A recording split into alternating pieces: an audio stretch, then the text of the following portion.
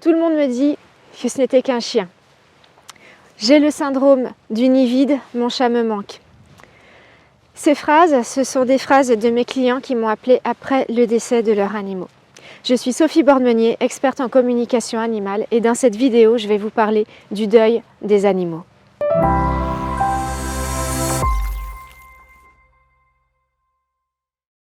Comme je vous l'ai dit, aujourd'hui je vous parle du deuil, comment faire le deuil de son animal. Tout d'abord, faire le deuil de son animal, c'est faire le deuil d'un proche, comme pour un être humain.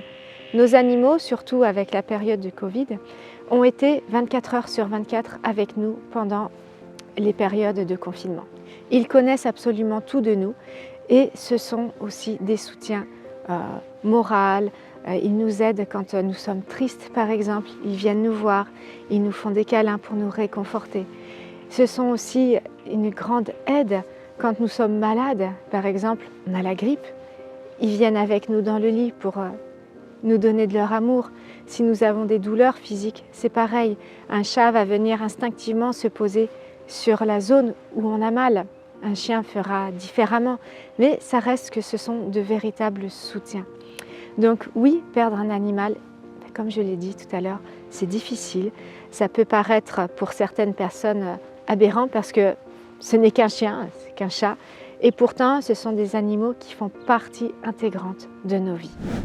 Alors oui, perdre son animal, c'est une vraie épreuve. Comme je l'ai dit, des fois ça peut paraître un peu bête, mais en fait, non. Pourquoi? Parce que quand un animal décède, on fait face à la mort, à notre propre mort bien sûr, à la sienne parce que il nous quitte et son absence nous pèse. Donc c'est ça le plus dur finalement, c'est arriver à la maison et il n'y a plus personne, il n'y a plus notre animal. Alors quand on est en famille avec des enfants, on arrive à trouver les mots, mais quand on est seul et qu'on a perdu son chien, c'est encore plus difficile. Parce qu'il était avec nous 24 heures sur 24. On peut aussi faire preuve ressentir plutôt je dirais, de la culpabilité quand notre animal souffrait et qu'on décide d'abréger en fait ses souffrances. J'ai des personnes qui me contactent et elles culpabilisent. Elles se disent mais qui je suis pour lui avoir ôté la vie? Mais quand son animal souffre, on le sait à l'intérieur que c'est le moment et que nous devons l'aider à passer ce cap. Et il y a un point important, c'est que nous faisons aussi face à une certaine injustice.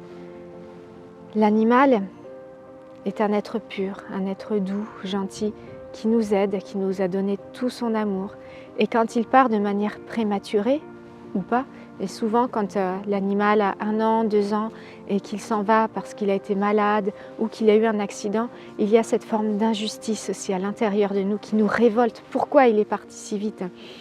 Sachez que quand un animal part rapidement comme ça, au bout d'1 an, 1 an et demi, c'est qu'il avait une mission très spécifique pour nous aider et qu'il l'a accomplie. Donc oui, c'est dur et en même temps, nous pouvons nous réjouir pour lui parce qu'il a accompli sa mission. Effectivement, perdre un animal, c'est difficile, mais heureusement, le temps fait son affaire. Le temps nous aide à finalement nous souvenir de ce qu'il y a eu de meilleur. Je me rappelle, moi, mon chien, quand il est décédé, j'étais extrêmement triste. Et maintenant, quand je pense à lui, je me rappelle de lui qui faisait ses besoins sur les fleurs parce que sur le moment, c'était pas drôle quand mon père il me disait « Va ramasser les crottes de ton chien » parce qu'au lieu de ramasser par terre, fallait que je coupe les fleurs et que je les mette à la poubelle. Mais maintenant, quand je me rappelle de lui, c'est de ça que je me rappelle et ça me fait beaucoup rire.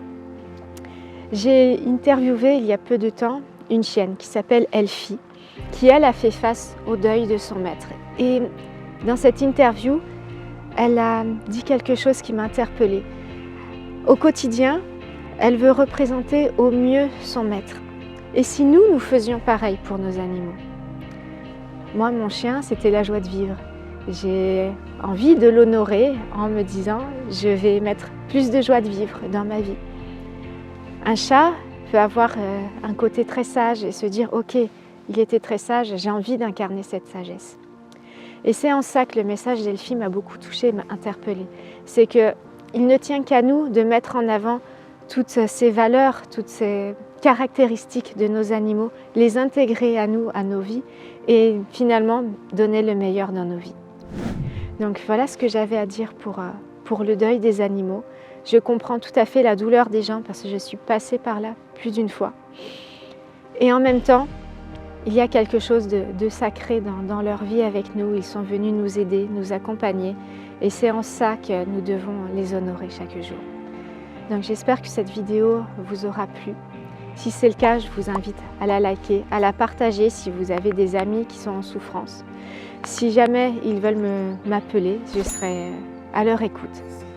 Donc je vais vous souhaiter une très belle fin de journée et je vous dis à très vite.